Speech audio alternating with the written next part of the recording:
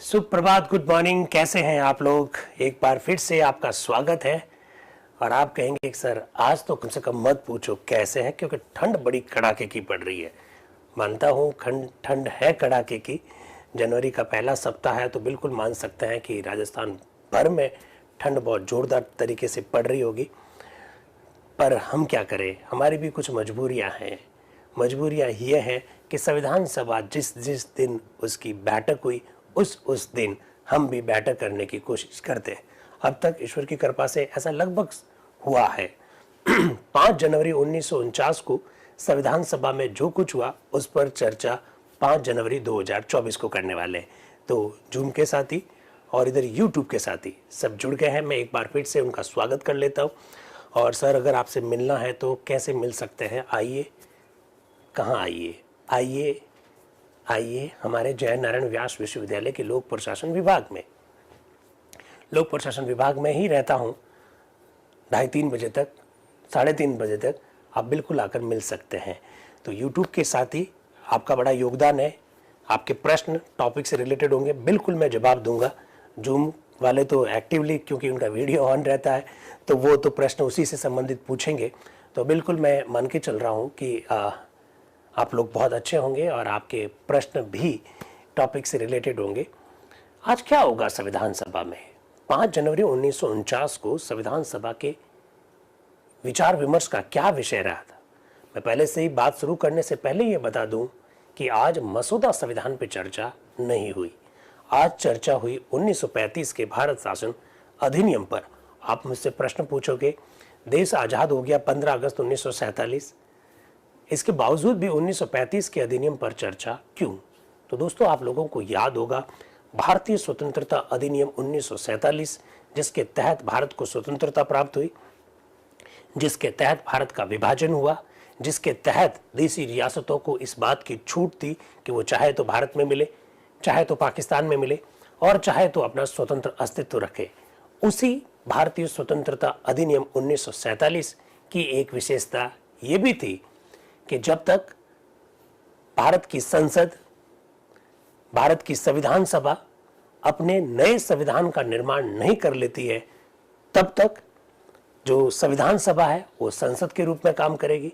और जब तक नया संविधान बनकर लागू नहीं हो जाता है, तब तक भारत शासन अधिनियम 1935 के द्वारा शासन व्यवस्था को संचालित किया जाएगा।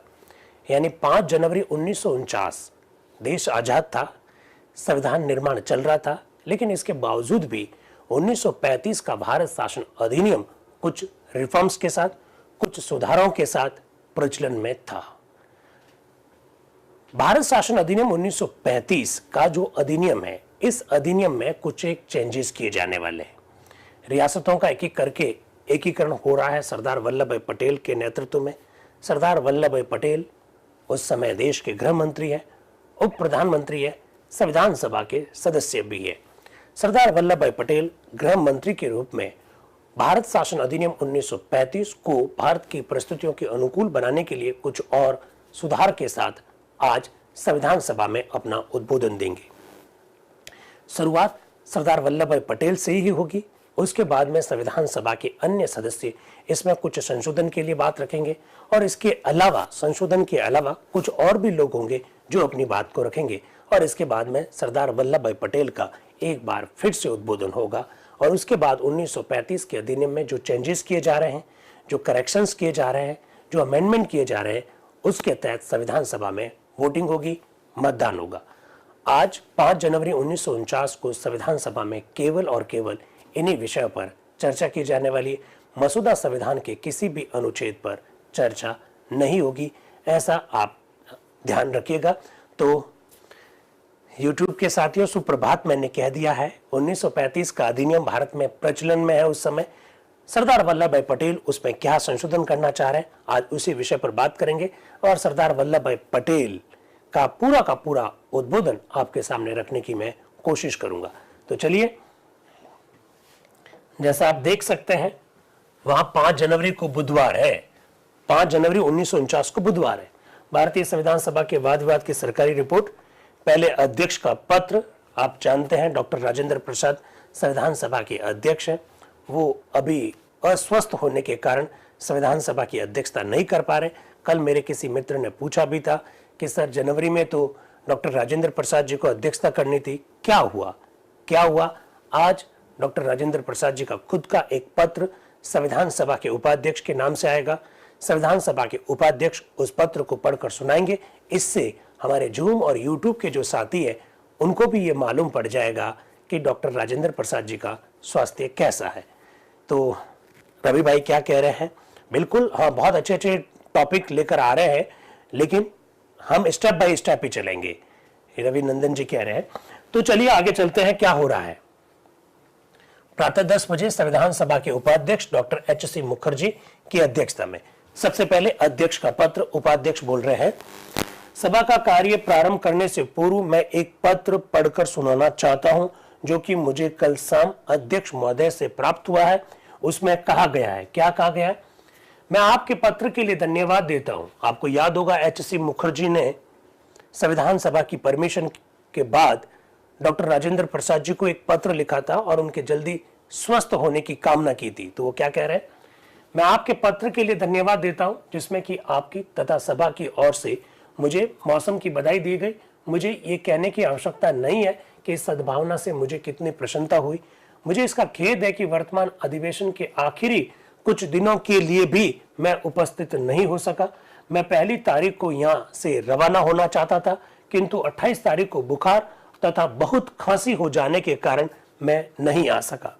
इसके बाद में वो आगे लिखते हैं, मुझे आशा है इस स्थिति में उपस्थित न हो सकने के कारण सभा मुझे क्षमा करेगी। मैं अच्छा होने के लिए यथासंभव प्रयत्न कर रहा हूं, परंतु कई महीनों से मेरे बुरे दिन कटे हैं। मौसम के कुछ गर्म और अच्छा होने पर मुझे आशा है मैं स्वास्थ्य लाभ करूंगा, जैसा कि मैं सभी गर्मियों में करता हूं। ऐसा वो बोलते हैं, लिखते हैं। सभा की अनुमति से मैं इस पत्र का ये उत्तर देना चाहता हूं कि हमें आशा है कि वे अच्छे ही ना हो जाएंगे, बल्कि पूर्णतः अच्छा हो जाएंगे, और मई में जब हम वापस मिलेंगे संविधान सभा के अगले अधिवेशन में, तब वो कार्य का संचालन कर सकेंगे। इसका सीधा सा मतलब है दोस्तों कि एच.सी. मुखर्जी जो बोल रहे हैं, उनके इस उद्बोधन से ये बात स्पष्ट हो गई कि संविधान सभा का अगला सत्र यानी 8वां सत्र मई में होने वाला है। ये भी जानकारी हमको मिल गई। अभी हम 7वें सत्र पर चर्चा कर रहे हैं, और चर्चा कितनी अवधि से कर रहे हैं? नवंबर के प्रथम सप्ताह से शुरू हुए जनवरी का प्रथम सप्ताह खत्म होने वाला है। 4 नवंबर 1948 से संविधान सभा का 7वां अधिवेशन शुरू हुआ, 8 जनवरी 1949 तक चला। 2 महीने से अधिक दिन ये जो सत्र चला, उसमें कुल 36 बैठकें हुई। हमारे लिए अच्छी बात है कि अब हमारे आज के बाद 3 दिन ही और बचेंगे इस सत्र के लिए। तो बड़ा जबरदस्त सत्र रहा है। हमने संविधान, जो मसौदा संविधान है, उसके कई सारे अनुच्छेदों पर चर्चा की है। तो चलिए अब भारत शासन अधिनियम के बारे में एक संशोधन लेकर आए हैं सरदार वल्लभ भाई पटेल। वो क्या कह रहे हैं जरा देखिएगा। बंबई से है सरदार वल्लभ भाई पटेल। श्रीमान, मैं ये प्रस्ताव उपस्थित करता हूं कि भारत शासन अधिनियम सन 1935 के संशोधक विधेयक पर विचार विमर्श किया जाए। ओके, विचार विमर्श करेंगे, पहले बता तो दीजिए है क्या। तो पटेल साहब क्या कह रहे हैं जरा देखिएगा। सभा के सम्मुख एक समुचित प्रस्ताव है और इसका संबंध शासन के विभिन्न क्षेत्रों से है। अनुभव से हमें यह ज्ञात हुआ है कि इन क्षेत्रों में कुछ परिवर्तन की आवश्यकता है, और जहां तक एक क्षेत्र अर्थात राज्यों का संबंध है, उनमें पिछले वर्ष जो परिवर्तन हुए हैं उन्हें कानूनी तौर से स्वीकार करने तथा नियमित करने की आवश्यकता है। सभा इससे परिचित है। कम से कम सभा के पिछले अधिवेशन में जो सदस्य उपस्थित थे वे इससे परिचित है कि व्यापार विवाद अधिनियम को प्रयोग लाने में कुछ अनियमित बातों और कुछ कठिनाइयों का सामना करना पड़ा। एक्चुअली में देश आजाद हो गया, लेकिन भारत शासन अधिनियम 1935 ही चल रहा है। उसका कारण यह था क्योंकि जब देश आजाद हुआ उस समय हमारे देश में किसी भी प्रकार की कोई संसद नहीं थी। इस वजह से 1947 के भारतीय स्वतंत्रता अधिनियम के तहत हमने ये व्यवस्था की कि 1935 के अधिनियम को ही कंटिन्यू रखेंगे। कब तक रखेंगे? जब तक कि नए संविधान का निर्माण नहीं हो जाता। अब 1935 का अधिनियम आप जानते हैं, यह अधिनियम अंग्रेजों के द्वारा बनाया गया था। आप ये भी जानते हैं न केवल अंग्रेजों के द्वारा बनाया गया था, बल्कि अंग्रेजी हितों के अनुकूल बनाया गया था। अब हमारा देश आजाद हो गया है। भारत दो प्रकार का था, एक ब्रिटिश भारत था और दूसरा देशी भारत था। देशी रियासतों को 1947 के अधिनियम से कई प्रकार की छूट दी गई थी। उन्हें भारत या पाकिस्तान या अपने स्वतंत्र अस्तित्व रखने का अधिकार था। सरदार वल्लभ भाई पटेल साहब के नेतृत्व में देश की विभिन्न रियासतों का एकीकरण किया जा रहा था। भारत के एकीकरण का कार्य सरदार वल्लभ भाई पटेल साहब के नेतृत्व में चल रहा था। जब रियासतों का एकीकरण किया जा रहा था तो प्रत्येक रियासत के साथ कई प्रकार के समझौते किए गए, कहीं छूट दी गई, कहीं उन्हें प्रिविलेज दिए गए। तो ये बहुत सारी बातें हुई, इस वजह से कुछ दिक्कतें भी हुई। साथ ही साथ केंद्र सरकार भी उस समय काम कर रही थी पंडित जवाहरलाल नेहरू के नेतृत्व में, और ब्रिटिश भारत में बहुत सारे जो राज्य हुआ करते थे वो वहां पर राज्य सरकारें भी काम कर रही थी। तो कभी राज्य सरकार और केंद्र सरकार के बीच में भी किसी न किसी विषय को लेकर कोई न कोई विवाद होता रहता था। आज भारत शासन अधिनियम 1935 में बहुत सारे संशोधन सरदार वल्लभ भाई पटेल इसलिए रखने जा रहे हैं क्योंकि उन्हें बहुत सारी कठिनाइयां शासन के संचालन में आ रही थी। किन किन कठिनाइयों का सामना वो कर रहे थे उस पर भी वो अपनी बात को रखेंगे। साथ ही साथ वो क्या संशोधन चाहते हैं वो भी रखेंगे। साथ ही साथ संविधान सभा से ये अपेक्षा भी करेंगे उन संशोधन को स्वीकार कर लिया जाए। तो जरा देखिएगा, व्यापार विवाद अधिनियम के अधीन प्रांतों ने विवादों के निर्णय के लिए औद्योगिक न्यायाधिकरण स्थापित किए हैं। इन विभिन्न न्यायाधिकरणों ने अपने काम के सिलसिले में कुछ निर्णय दिए हैं जिनमें एक रूपता नहीं है। कम से कम उनमें सन्निहित सिद्धांतों में तो एक रूपता नहीं है, इसलिए पेचीदगियां पैदा हो गई है और साधारणतया ये सभी की इच्छा है कि इन निर्णयों में सन्निहित सिद्धांतों के संबंध में एक रूपता हो। इसलिए सरकार के सामने ये सुझाव रखा गया है कि एक केंद्रीय न्यायाधिकरण अथवा पुनर्विचार प्राधिकरण की व्यवस्था की जाए। ये इस प्रकार से बात वो रख रहे हैं। आप दोस्तों ये भी जानते हैं। अच्छा एक बात बताइए, मेरे YouTube के साथी क्या पूछ रहे, संविधान सभा के उपाध्यक्ष का नाम HC मुखर्जी में C का मतलब कुमार कैसे है? तो कुमार नहीं है, ये कौमार है, COOMAR। YouTube के मेरे साथी, मैंने तो बताया है, कई बार क्लासेस में बताया है, HC हरेंद्र कौमार मुखर्जी बंगाली है तो वहां कुमार नहीं कौमार बोला जाता है, COOMAR। ठीक है मेरे भाई, ओके, हरेंद्र कुमार मुखर्जी नाम है। तो बात को हम आगे बढ़ा रहे हैं, इसको थोड़ा सा ध्यान रखिएगा। मैं YouTube और Zoom के दोनों साथियों से एक प्रश्न पूछना चाहता हूं, जो रजाई ओढ़ के बैठे हैं, कंबल ओढ़ के बैठे हैं, वो भी सुनिएगा।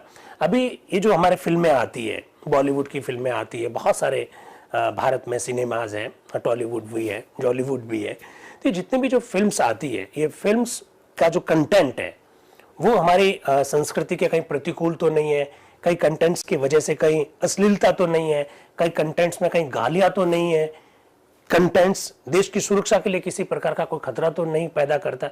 ये सब देखने का काम कौन करता है? बताओ बताओ भाई, ये कंटेंट देखने का काम कौन करता है? जो फिल्में बनती है उनकी मैं बात कर रहा हूं, ओटीटी प्लेटफॉर्म की मैं बात नहीं कर रहा हूं, ओटीटी प्लेटफॉर्म की बात नहीं कर रहा। पाटिल जी ने कहा सेंसर बोर्ड, यस, क्या बात है। तो सेंसर बोर्ड की आज चर्चा होगी आशीष भाई, भारतीय सेंसर बोर्ड आज चर्चा होगी संविधान सभा में। क्या गजब की बात है कि नहीं? जरा देख लीजिएगा, आगे चलते हैं। दूसरी बात यह है कि हमने प्रांतीय सरकारों से परामर्श किया है और वे बहुत उसके लिए राजी हो गई है कि फिल्मों के संदर्भ में निरीक्षक का एक केंद्रीय बोर्ड बनना चाहिए। That is censor board, that is censor board. Ashish भाई, चर्चा हो गई, सरदार पटेल साहब ने 5 जनवरी 1949 को ही कर ली। इस संदर्भ में केंद्रीय सरकार को शक्ति प्राप्त होनी चाहिए और इस उद्देश्य से भी हम इस अधिनियम को एक प्रकार से संशोधित करना चाहते हैं। प्रांतीय सरकारों तथा फिल्म के व्यवसायी दोनों ने इस प्रकार के केंद्रीय बोर्ड का स्वागत किया है, जो फिल्मों के समान रूप से निरीक्षण के लिए सिद्धांत निश्चित करेगा और इसकी व्यवस्था करेगा कि यह सिद्धांत कार्य रूप में व्यवहार में लाया जाए। आंकड़ों के संदर्भ में पूछताछ के बारे में भी हम कुछ वैधानिक कठिनाइयों का अनुभव कर रहे हैं। इन सभी कारणों से इन विषयों के संदर्भ में यह आवश्यक हो गया है कि कार्यपालन के क्षेत्र में शक्ति प्रदान की जाए। वो ये कह रहे हैं कि हमने फिल्म वालों से बात की, फिल्म से संबंधित जो व्यवसाय करते हैं उनसे भी हम लोगों ने बात की और वो सब चाहते हैं कि इस प्रकार का एक केंद्रीय बोर्ड स्थापित किया जाए। सेंसर बोर्ड जो बना उसी की नींव 5 जनवरी 1949 को आपको दिखाई देगी। सरदार वल्लभ भाई पटेल आज उन्हीं के बारे में बात कर रहे हैं।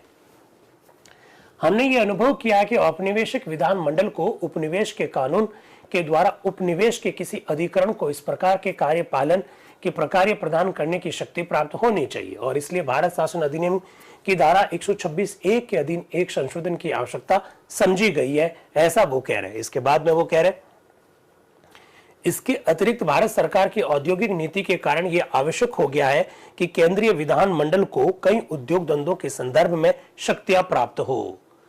अब जो भारत में जो उद्योग धंधे हैं उन उद्योग धंधों के संदर्भ में भी केंद्र सरकार के पास कुछ शक्तियां होनी चाहिए, ऐसा पटेल साहब कह रहे हैं।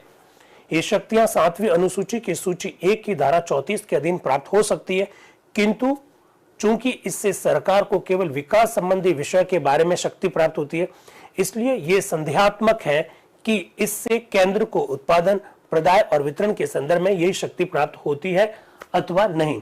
सभा यह समझ सकती है कि बिना इस शक्ति के विकास पर किसी भी प्रकार का नियंत्रण केवल नाम मात्र का और प्रभाव शून्य होगा। वो कह रहे हैं कि अब तक नियंत्रण नहीं होने की वजह से हम सही ढंग से काम नहीं कर पा रहे थे, इसलिए हमें इस प्रकार का नियंत्रण करने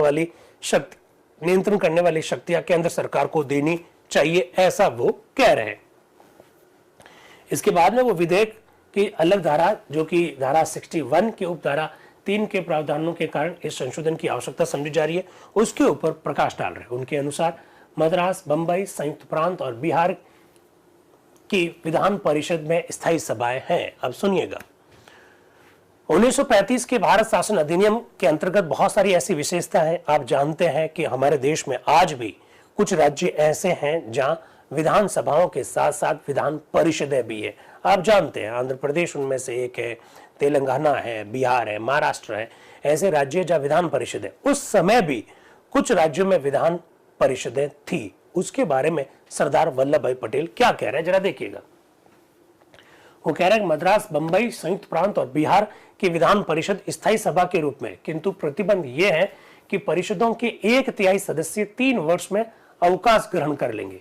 इन प्रावधानों के अधीन संयुक्त प्रांत में सदस्यों ने पिछले सितंबर में अवकाश ग्रहण करना था और वहां निर्वाचन भी हो चुके हैं, किंतु मद्रास, बंबई और बिहार में वे मार्च तथा अप्रैल में होंगे। वहां की सरकारों ने यह विचार किया कि चूंकि संविधान के निकट भविष्य में ही प्रयोग लाने की संभावना है, इसलिए उच्च सदन के सदस्यों के अवकाश ग्रहण करने में जो निर्वाचन आवश्यक हो वो न किया जाए। एक्चुअली में कई सारी समस्याएं आ रही है। भारत के संविधान का निर्माण भी चल रहा है और भारत के संविधान के अंतर्गत विधान परिषदों की संरचना पर भी चर्चा की जाएगी, आगे आने वाले समय में हम लोग करेंगे।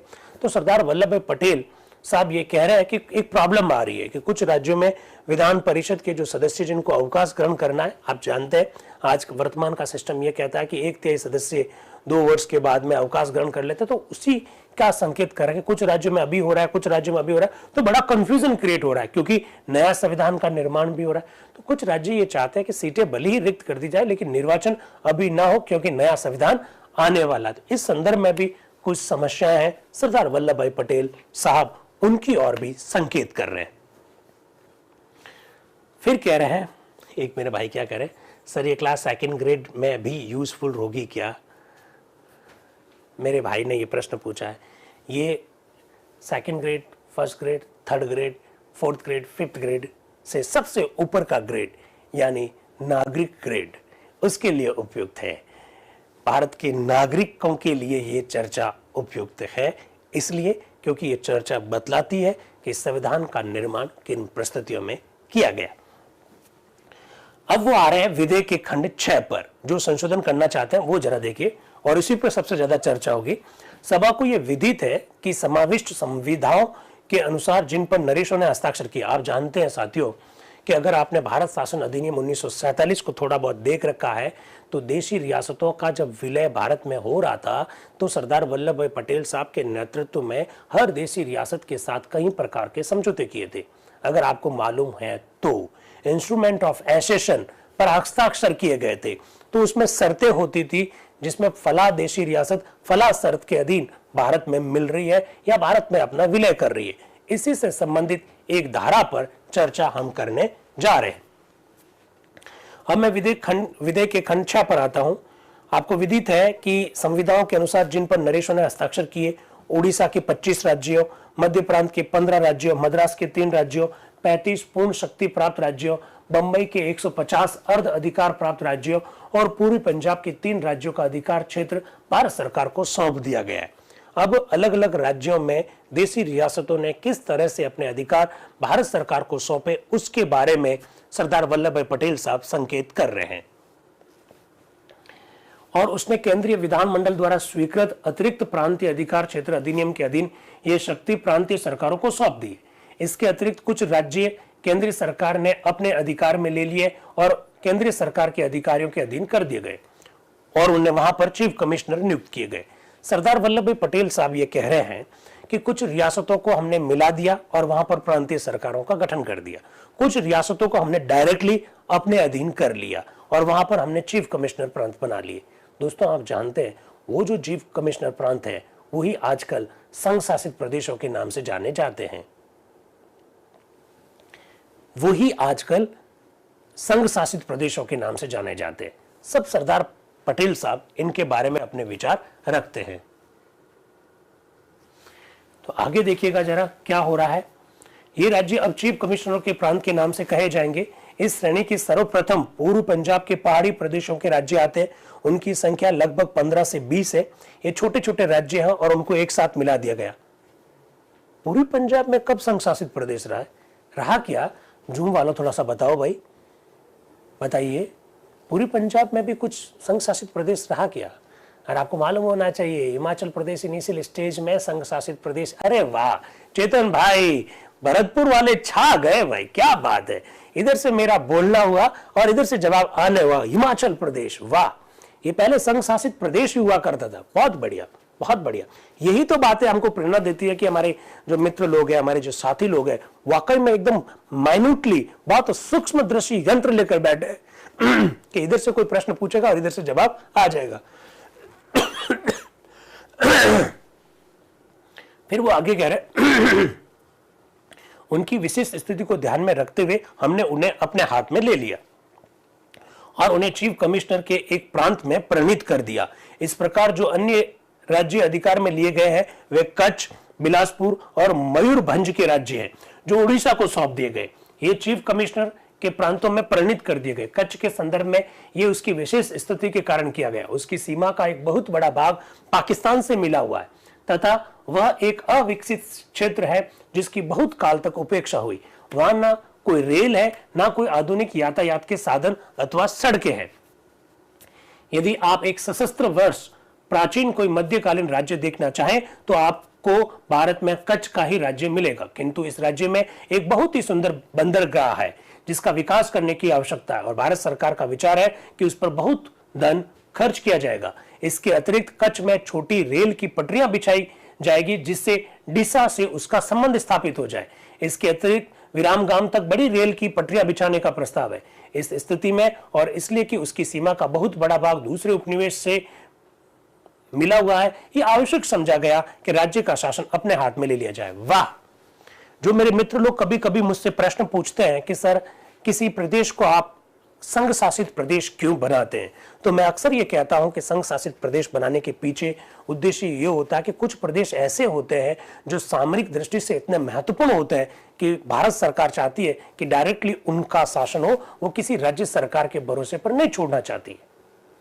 कई बार मुझसे मित्र लोग प्रश्न पूछते हैं ये कि सर ये बातें लाते कहां से हो आप? ये बातें लाते हैं यहां से। खुद सरदार वल्लभ भाई पटेल साहब आज क्या कह रहे हैं कच्छ के संदर्भ में? वो कह रहे हैं कि कच्छ पर बड़ा सुंदर सा बंदरगाह है। वो कह रहे हैं कि लेकिन कच्छ की जो सीमा है, कच्छ का एक जो बड़ा भाग है पाकिस्तान के साथ स्पर्श करता है। ऐसी स्थिति में सामरिक दृष्टि से भारत सरकार चाहती है कि कच्छ उनके अधीन रहे। क्या मेरी बात को आप लोग समझ पाए? ये सब बातें आपको मालूम होनी चाहिए। जितनी ये सब बातें पढ़ोगे आपकी लॉजिक, आपकी तर्क क्षमता बढ़ेगी, भारत के संविधान के संदर्भ में निष्ठा बढ़ेगी, साथ ही साथ आप खुद एक संविधान वीर के रूप में सामने आएंगे और संविधान के संदर्भ में अगर कहीं भ्रांतियां हैं उन भ्रांतियों को दूर करने वाले लोग भी आप स्वयं बन जाएंगे। तो आप कोई सामान्य लोग थोड़ी है, आप कोई सामान्य लोग नहीं है जो इस तरह की वर्कशॉप में सुबह सुबह जुटकर रोजाना इस संविधान सभा की इन बहसों को हूबहू देखने की कोशिश कर रहे। कोई सामान्य नहीं है। अगर थोड़ा सा पागलपन मुझ में है तो थोड़ा सा पागलपन आप में भी है संविधान के संदर्भ में। और ये पागलपन ही तो है, ये पैशन ही तो है जो हमको सुबह सुबह रजाई से बाहर निकालकर आप लोगों के सामने ले आता है। आपका ये पागलपन ही तो है कि सुबह सुबह आप आ जाते हैं और एकदम पैनी नजर से देखते हैं कि किस तरह से बहस आगे बढ़ रही है। देखिए, आप लोगों के लिए तो ये सब चीजें पहली बार आ रही होती है, मैं तो इनको कई बार पढ़ चुका हूं, सुबह 4 बजे उठकर वापस पढ़ के आता हूं, लेकिन आप एकदम उसको इतना जल्दी से ग्रहण कर लेते हैं। वो वाकई में आप साधुवाद के पात्र हैं। आप वाकई में, आपका जो दिमाग है उस दिमाग का सैल्यूट करना पड़ेगा। चलिए आगे चलते हैं। वो कह रहे हैं इन प्रांतों के शासन के संदर्भ में कानूनी स्थिति यह है कि केंद्रीय विधानसभा द्वारा सन 1947 में स्वीकृत अतिरिक्त प्रांतीय अधिकार क्षेत्र अधिनियम की धारा 4 के अधीन चीफ कमिश्नर के नाम से जारी की हुई अधिसूचना में घोषित करके कानून बनाए जाते हैं। इस अधिनियम के प्रावधानों के अधीन केंद्रीय सरकार द्वारा अथवा प्रांतीय सरकारों द्वारा शासन चलाया जाता है। यह स्पष्ट है कि शासन के एकीकरण के जिस उद्देश्य से यह संविधाएं की गई है वह कुछ अंश में पूरा हो गया है। केंद्रीय विधान मंडल के अथवा प्रांतीय विधान मंडल के कानून उन राज्यों में प्रयोग नहीं लाए जा सकते हैं जो समाविष्ट हो गए हैं अथवा चीफ कमिश्नर द्वारा शासित है। इन राज्यों का कोष उपनिवेश के कोष का अथवा संबंधित प्रांत के कोष का भाग नहीं है और उसे फिलहाल पृथक रखना होगा। अब सरदार वल्लभ भाई पटेल साहब उन दिक्कतों की ओर संकेत कर रहे हैं कि जो चीफ कमिश्नरी प्रांत जो बनाए गए उनका डेली रूटीन का जो दैनिक जो शासन होगा, प्रशासन होगा, उनको किस तरह से नियमित किया जाएगा, किस तरह से उसे संचालित किया जाएगा, उस संदर्भ में वो बात कह रहे हैं। साथ ही साथ ये भी कह रहे हैं कि वहां के लिए जो कोष की व्यवस्था करनी पड़ेगी, फंड की जो व्यवस्था करनी पड़ेगी, उसके बारे में भी हमें कुछ नियम कायदे बनाने हैं। ऐसा सरदार वल्लभ भाई पटेल साहब अपने उद्बोधन के अंतर्गत कह रहे हैं। इवन वो एक एक चीफ कमिश्नरी प्रांत में क्या कौन से शहर होंगे, कौन कौन से गांव होंगे, इसके बारे में भी वो बता रहे हैं। वो कह रहे हैं, मैं एक उदाहरण देकर स्पष्ट करता हूं। वो नाम ले रहे हैं, पंत पिपलोदा नाम के चीफ कमिश्नर के प्रांत में 1211 गांव हैं। संभवतः सभा को यह सब विदित है। ये गांव एक जगह पर नहीं बल्कि विभिन्न जगहों पर स्थित है, फैले हुए हैं और उनके शासन की ओर कुछ भी ध्यान नहीं दिया जा सकता। इस क्षेत्र का यथोचित रूप से शासन नहीं हो सकता है और वैधानिक दृष्टि से विभिन्न जगहों में स्थित गांवों का एक छोटा क्षेत्र एक समस्या का रूप धारण कर लेता है जिसे तुरंत ही हल करना आवश्यक हो जाता है। ये राज्य अपनी भौगोलिक स्थिति के कारण तथा अन्य कारणों से मध्य प्रांत में ही समाविष्ट किए जा सकते हैं और उसी के साथ इनका शासन किया जा सकता है। वे सब इसी प्रदेश के मध्य में स्थित है, ऐसा सरदार वल्लभ भाई पटेल साहब कह रहे हैं। ठीक है, आगे वो कह रहे हैं, श्रीमान मैंने सभा को यथेष्ट रूप से बता दिया है कि सभा के सम्मुख ये प्रस्ताव क्यों उपस्थित किया गया, विशेषकर खंड 6 में बहुत से संशोधनों का प्रस्ताव रखा गया। फिर वो कह रहे हैं कि श्रीमान मैं ये चाहता हूं कि मैंने प्रस्ताव उपस्थित कर दिया है और अब इस विधेयक पर संविधान सभा बहस कर सकती है, ऐसा सरदार वल्लभ भाई पटेल साहब कह रहे हैं।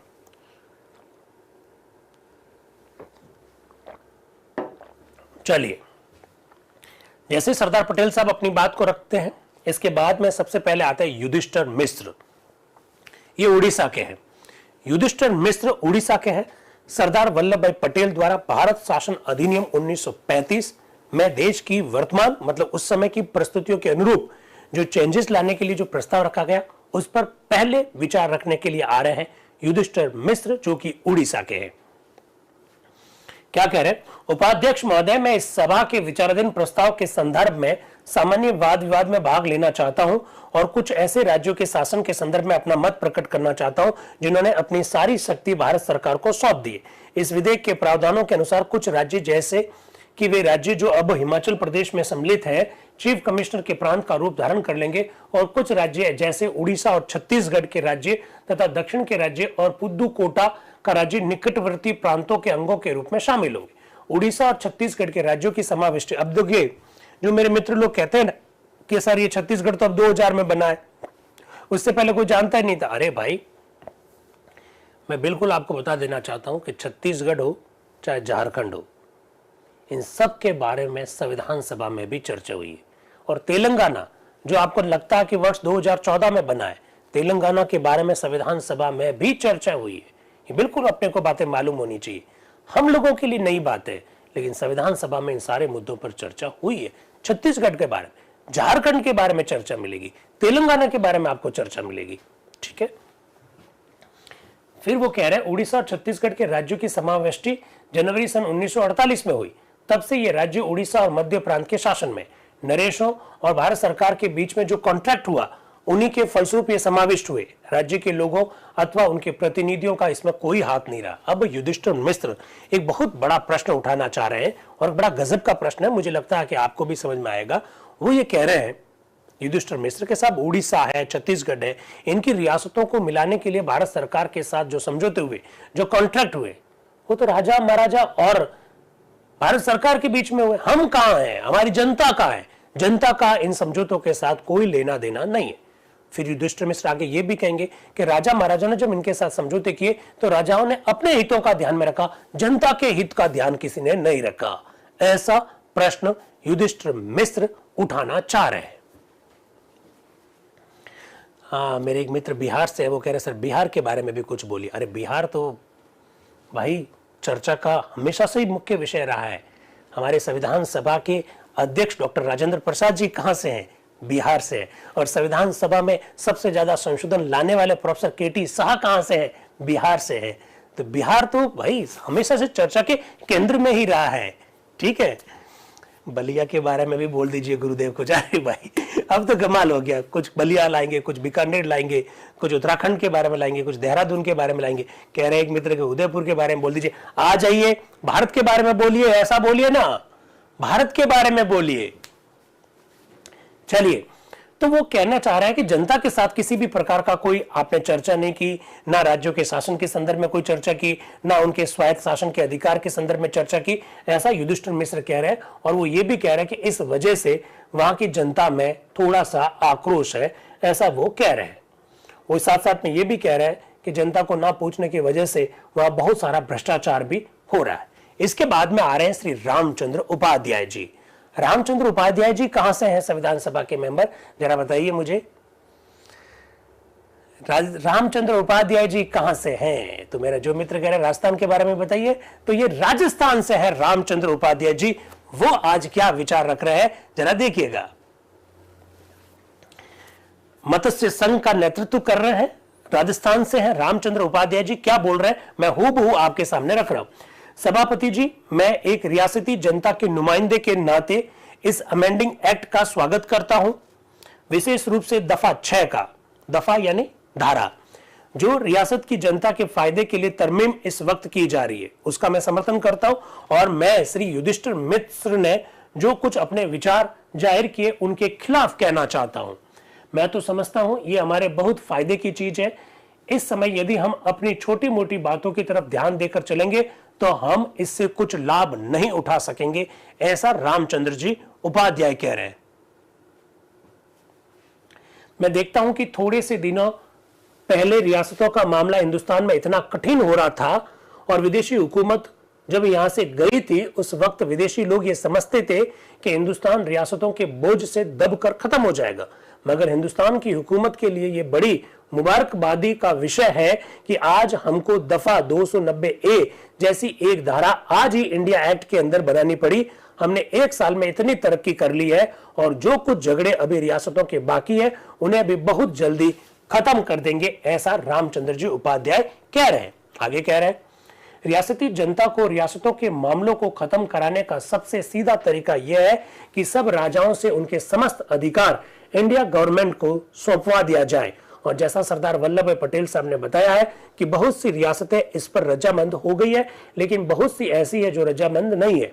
मैं समझता हूं कि हैदराबाद के खत्म हो जाने के बाद कोई राजा ऐसा नहीं होगा कि इस शर्त के मानने में अड़चन डाल सके। लेकिन हमारी दूसरी तरह के राजा महाराजा वहां पैदा हो रहे हैं और वे हमारी रियासतों के सार्वजनिक कार्यकर्ता। आज और इससे पहले भी भोपाल के बाबत पढ़कर बहुत दुख हुआ। आप जानते हैं दोस्तों, ये जिस दौर की बात चल रही है, जूनागढ़, हैदराबाद, कश्मीर, भोपाल, ये कुछ ऐसी रियासतें हुआ करती थी जिन्होंने लंबे समय तक संविधान सभा की बैठकों में अपने प्रतिनिधि नहीं भेजे थे। और बिल्कुल आपको मालूम होना चाहिए कि भोपाल ने तो अंतिम समय तक भी नहीं भेजे थे। उन्हीं विषय पर चर्चा की जा रही है। इसके बाद में वो कह रहे हैं आज और इससे पहले भी भोपाल की बाबत पढ़कर बहुत दुख हुआ। रियासत के बहुत से कार्यकर्ता और नेता ये समझते हैं कि हम छोटी छोटी रियासतों को अलग रखकर अपना नेतृत्व कायम रख सकेंगे, लेकिन वह उनकी बड़ी सख्त गलती है और वे तमाम हिंदुस्तान को एक बनाने में रुकावट डाल रहे हैं। बड़ी आश्चर्य की बात है कि भोपाल जैसी एक रियासत को वे समझते हैं कि हम अलग रख सकते हैं, और चतुर नारायण मालवीय जैसे कासिम रिजवी ये समझते हैं कि एक छोटी रियासत को अलग रखकर हम नेता बन सकते हैं। इसी तरह टिहरी की बाबत भी मैंने स्टेटमेंट देखा है। अगर हम हिंदुस्तान की तरक्की करना चाहते हैं तो सबसे पहले हम लोक सेवकों को अपने दिमाग साफ कर लेना चाहिए, जैसा सरदार पटेल कह चुके हैं। और हम भी देखते हैं कि अब राजा हिंदुस्तान की तरक्की के बीच खड़े नहीं हो सकते, तब हम नई रुकावट डालें। यह बड़े अफसोस की बात है। इसलिए मैं कहता हूं कि यदि हम देश की तरक्की चाहते हैं तो हमें अपना दृष्टिकोण साफ कर देना चाहिए। दूसरी बात इस दफा में है कि रियासतों को चीफ कमिश्नर प्रोविंसेस बनाना। यह बात ठीक है, हमको रियासतों को हिंदुस्तान के किसी भी हिस्से में मिलाने के पहले चीफ कमिश्नर प्रोविंस या गवर्नर प्रोविंस बनाना पड़ेगा। कुछ लोग चाहते हैं कि पहले हमारी राय ली जाए, लेकिन अगर ऐसा करने लगे तो देश की तरक्की काफी दिनों तक रुक जाएगी। अगर जनमत संग्रह करवाते हैं, रेफरेंडम करवाते हैं, तो मैं समझता हूं कि रियासतों की जनता इतनी पिछड़ी हुई है कि वह इस मामले को अच्छी तरह से नहीं समझ सकती है और इसको ठीक ढंग से तय नहीं कर सकती है। हिंदुस्तान की तरक्की इतनी जल्दी हो रही है कि अगर हम रियासत वाले इस रेफरेंडम करने लगे तो और भी देर लगेगी। तो ऐसी बातों की तरफ हमें ख्याल नहीं करना चाहिए। कांग्रेस सभी रियासतों में है और उनकी इच्छा अनुसार ही रियासतों को मिला लिया जाए तो मैं समझता हूं काफी होगा। इससे ज्यादा होने पर गड़बड़ी हो सकती है। रामचंद्र उपाध्याय जी स्वयं देशी रियासतों का प्रतिनिधित्व कर रहे हैं। वो ये कह रहे हैं कि रियासतों को जितना जल्दी भारत में मिलाना चाहिए, मिला देना चाहिए।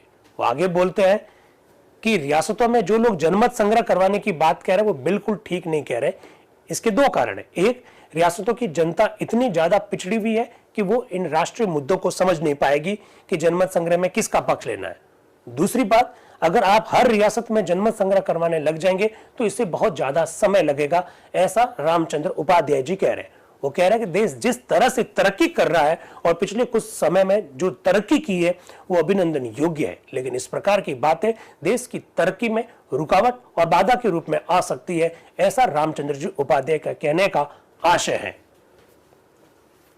आगे वो कह रहे हैं, युधिष्ठिर मिश्र ने बताया कि बहुत से स्टेट्स का एडमिनिस्ट्रेशन इस तरह चल रहा है कि इसकी हालत को देखते हुए ये ख्याल होता है कि यहाँ जो कुछ हमारे मुतालिक किया जा रहा है उससे तो वे पहले अच्छे थे।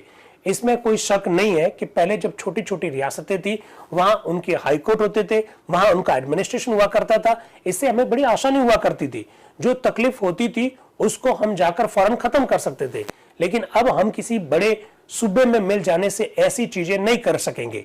हम इसको बहुत बड़ी बात मानते हैं, लेकिन अब हिंदुस्तान की तरक्की के लिए, देश की उन्नति के लिए हमको अपने छोटे छोटे फायदे और नुकसान को छोड़ देना चाहिए, ऐसा रामचंद्र उपाध्याय जी कह रहे हैं। रामचंद्र उपाध्याय जी कह रहे हैं कि कुछ लोग ये कह रहे हैं कि जब छोटे छोटे रियासतें हुआ करती तो बड़ा अच्छा शासन था और अब पहले की तुलना में तकलीफ बढ़ गई है। तो रामचंद्र उपाध्याय जी कह रहे हैं कि हाँ ये ठीक है, क्योंकि पहले हाईकोर्ट हमारे छोटे छोटे राज्यों में खुद थे, एडमिनिस्ट्रेशन में कोई प्रॉब्लम होती हम हाईकोर्ट चले जाते थे, अब बड़े बड़े सूबे बन रहे हैं, तो ऐसी स्थिति में हमें इतना जल्दी न्याय नहीं मिलता है, ऐसा रामचंद्र जी उपाध्याय कह रहे हैं। लेकिन वो कह रहे हैं कि जब देश तरक्की कर रहा होता है तो छोटे छोटे फायदे और छोटे छोटे नुकसान को छोड़ देना चाहिए, रामचंद्र उपाध्याय जी ऐसा कह रहे हैं। फिर उपाध्यक्ष महोदय ने रामचंद्र जी को कहा कि मैंने घंटी बजाई, आपने ध्यान नहीं रखा क्या? तो रामचंद्र उपाध्याय जी अपनी बात को कंटिन्यू करके हुए कह रहे हैं, यह आज मुमकिन है कि हमको किसी प्रोविंस में मिल जाने से कुछ दिनों के लिए तकलीफ हो। फिर वो आगे क्या कह रहे हैं, भरतपुर वालों सुन लीजिए, भरतपुर वालों तुम्हारा नाम आ रहा है। वो कह रहे हैं आज भरतपुर या धौलपुर के रहने वाले यदि यूपी में मिल जाए तो लखनऊ या इलाहाबाद जाना पड़ेगा। वो कह रहे हैं कि भरतपुर और धौलपुर को अगर उत्तर प्रदेश में मिला दिया तो भरतपुर और धौलपुर की जनता को किसी प्रकार की समस्या हुई तो उन्हें या तो लखनऊ जाना पड़ेगा या इलाहाबाद जाना पड़ेगा, जो कि बहुत दूर है। वो कह रहे हैं तो क्या हम नहीं ये भी देखते हैं कि सूबे के दूसरे लोग भी काफी दूर चलकर वहां जाते हैं? तो ऐसी छोटी छोटी जो हमारी तकलीफें हैं उनको छोड़कर हमें यह देखना पड़ेगा कि भविष्य में किसमें ज्यादा उज्जवल है और किसमें हम ज्यादा से ज्यादा फायदा उठा सकते हैं।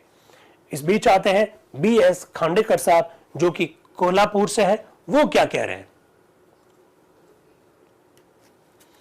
उपाध्यक्ष महोदय, मैं इस विधेयक का स्वागत करता हूं। वास्तव में इसे उपस्थित करने में कुछ विलंब हो गया।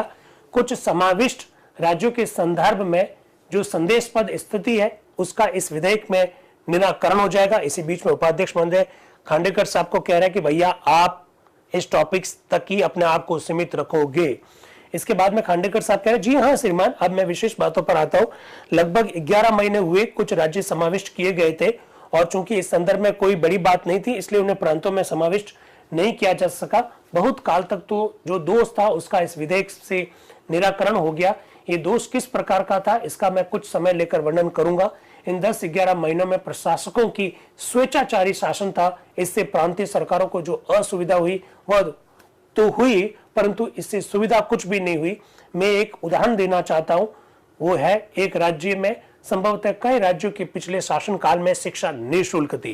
प्रारंभिक कक्षाओं से लेकर एमए और एमएससी कक्षाओं तक शिक्षा निःशुल्क प्राप्त की जा सकती थी।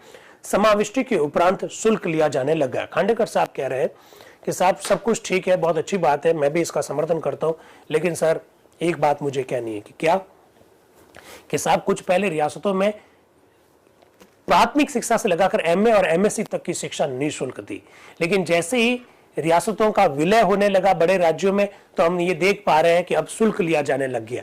तो हमारी सुविधाओं का जब विस्तार होना था वहां विस्तार तो हुआ नहीं और जो सुविधाएं थी उसमें भी कमी आ गई, ऐसा वो कहना चाह रहे हैं। किंतु इसके विपरीत दुर्भाग्य से अध्यापकों को अब भी वही वेतन दिए जा रहे हैं।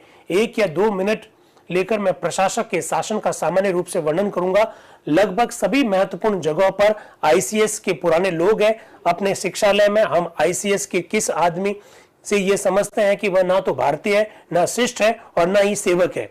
निसंदेह आज उनमें से अधिकांश भारतीय हैं, किंतु अन्य विशेषण अभी भी उसी प्रकार से। अधिकांश राज्यों में कुछ भी राजनीतिक था वह एकाएक समाप्त हो गया, ऐसा वो कहना चाह रहे खांडेकर साहब कि रियासतों का विलय तो हो गया लेकिन सुविधाओं का विस्तार नहीं हुआ। शिक्षा जो निःशुल्क थी उस पर भी शुल्क लिया जाने लगा। टीचर्स को तनख्वाह आज भी उतनी दे रहे, पहले जब निःशुल्क थी तब भी यही तनख्वाह थी, अब जब शिक्षा सशुल्क हो गई तब भी अध्यापकों को यही वेतन दिया जा रहा है। फिर वो आते हैं आईसीएस अधिकारियों पर। वो कह रहे हैं ये ना तो भारतीय है ना शिष्ट है, ये आईसीएस अधिकारी ही सारे देश को चला रहे हैं। हालांकि वो कह रहे हैं कि अब आईसीएस में बहुत सारे भारतीय भी प्रवेश कर गए हैं। तो ये सब बातें आपको मालूम होनी चाहिए किस तरह से खांडेकर साहब अपनी बात को रख रहे हैं। और इसके बाद में आ रहे हैं रोहिणी कुमार चौधरी जी। रोहिणी कुमार चौधरी जी आसाम से हैं। वो क्या कह रहे हैं जरा देखिएगा।